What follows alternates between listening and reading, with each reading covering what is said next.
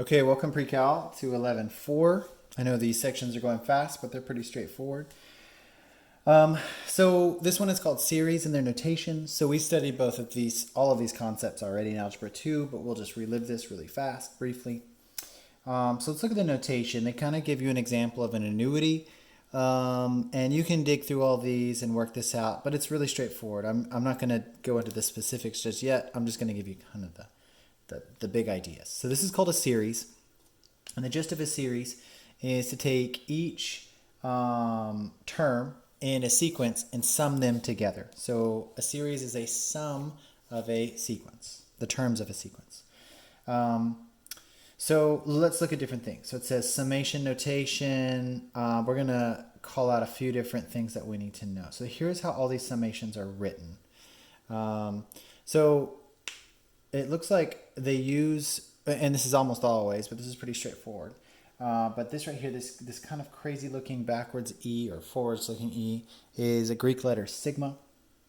And the number on top is the iterations you need to go to, right? So that's your upper limit of summation. That means the fifth term in the sequence.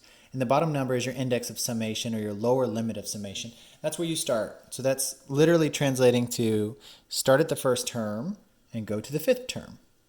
And here's the actual equation, right? This is the explicit formula for the series to be sorted out. So let's see, what would be our first term? If you said k was equal to 1, right, the very first term, what would the first term be? Well, it would be 2, right?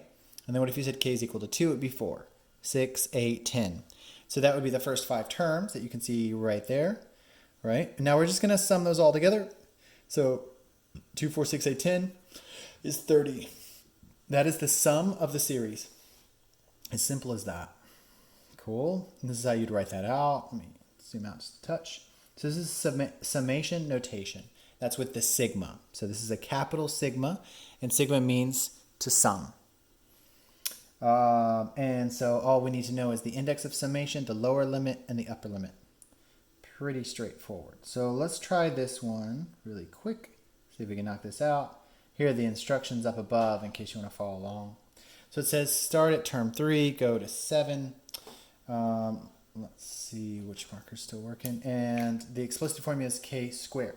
So obviously we're going to say term 1 here, right, is going to be, or let's see, do we want to say term 1? So yeah, so when k equals 3, yeah, so they're not even calling it anything. Basically the first term in this is going to be 3 squared, which is 9. And the second term is going to be when k is 4, so 4 squared, which is 16. Third one, so this is like k equals 3. This is k equals 4. This one is k equals 5, and etc. So if we wrote this all out, what will we get? Well, obviously these are just squares, starting with 3 squared. So let's see. So I just kind of, let me just move this over. Yep, perfect. So this would be what? This would be like 9 plus 16 plus 25 plus 36 plus 49. So this is 3, 4, 5, 6, 7. All right, cool. Let's see how we did. Good. 3 squared, 4 squared, 5 squared, 6 squared, 7 squared. Excellent. Sum them up, 135. There you go. All right, cool.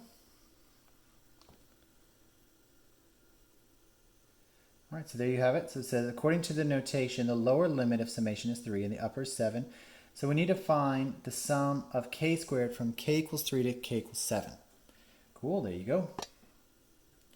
Using the formula for the arithmetic series. So now this is just a derivation, so don't dig into this too much, but this is for a formula for arithmetic sequences, right? And then we're going to from this, we're going to derive a formula for to find a series, the arithmetic series, from an arithmetic sequence. Okay, cool. So they basically draw what we had in our first section, and then they reverse it, and they sum them. And they get this idea that 2SN, which is S stands for series, 2SN equals N times A1 plus AN. So it's a really strange idea, but this N right here is the total number of terms. So let's double check. N is the N terms in the series. So that's just the sum, that's how many terms you have times the first term and the last term. So total terms times the first term plus the last term. And all of that divided by 2. Cool. And that comes from this derivation above. So there you go. We can play this out right down here. So it says find the sum of each arithmetic series. So, okay, that's pretty easy. We just sum these guys up. No big deal. If we want to use that equation we just learned, what could we do? We could say S of n is what? Total number of terms, 1, 2, 3, 4, 5, 6, 7, 8, 9, 10. 10 terms times the first term plus the last term divided by 2. So obviously that's 5. 5 plus 32 is 38. 38 times 5 is what? 185.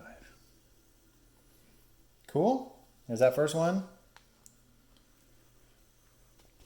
Okay, here's our second one. Here's B. So Sn equals, let's see, how many terms do we have here? So it says 20 plus 15 plus 10 plus blank plus negative 50. So I don't know if they're giving us all the terms here, but they're just giving us our first and last. So it looks like we're going to have to use a different thing to actually figure this out. So what are we missing? We need to figure out our total number of terms. Yeah. So we don't know how many terms they have in this sequence. So that's the first thing we have to figure out. We've only been given the first and the last term. Cool. So how would we figure that out? That's a reference from last section. So 20, 15, 10, and we just need to figure out how many changes it goes through, right? How many iterations it goes through. So let's figure that out. So let's see here. They use the explicit formula, which makes a lot of sense. A to the n is a1 plus the number of changes, or the change, times n minus 1. Okay, cool. And this is the n that we're looking for. Cool. So let's play this out. They pop in the last term, a of n, which is, of course, in this case, negative 50. And the first term, which, of course, is 20, plus the change, which was negative 5 times n minus 1. Look at us. So right off the bat, we subtract 20 minus 70 equals negative 5 times n minus 1. Divide by negative 5, divide by negative 5. What do we get? So 14, positive 14 equals n minus 1. And then we add 1, 15. N is 15. Okay, that's how many terms we have. That's our total number of terms. And that was probably good that they did that to us. So we kind of tax our brains on how to solve this. So that's our n value. So that one is now going to be, S of n is going to be 15 terms that we just solved for times first plus last, 20 plus a negative 50, cool, divided by 2. So we can't really do that well.